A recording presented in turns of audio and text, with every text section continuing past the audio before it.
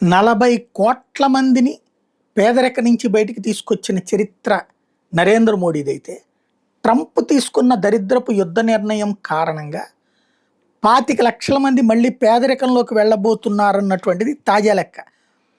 ఒక యుద్ధం 100 నష్టాలకు దారితీస్తున్న అంతర్జాతీయ నిపుణులు ఆందోళన వ్యక్తం చేస్తున్నారు. పశ్చిమాసియా యుద్ధ ప్రభావం భారత్లో 25 లక్షల మందిని పేదరికంలోకి నెట్టే ప్రమాదం ఉందని, మానవ పురోగతిపైన యుద్ధం ప్రభావం చూపనుందని ఐక్యరాజ్యసమితి అభివృద్ధి విభాగం తాజా నివేదిక వెల్లడించింది.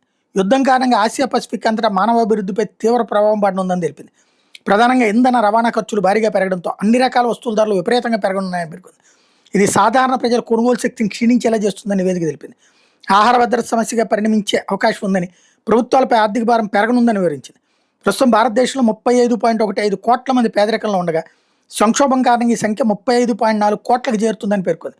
హార్ముజ్ జలసంధిని మూసివేయడంతో రవాణా వ్యవస్థకు తీవ్ర విఘాతం ఏర్పడిందని, ఫలితంగా ఇంధనంతో పాటు ప్రాణాధార మందులపైన ప్రభావం పడిందని నివేదిక స్పష్టం చేసింది.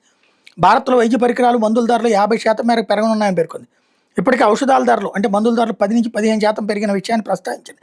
ప్రపంచవ్యాప్తంగా 88 లక్షల మంది ప్రజల మీద యుద్ధ ప్రభావం ప్రత్యక్షంగా కనిపించబోతోందని చెప్పింది.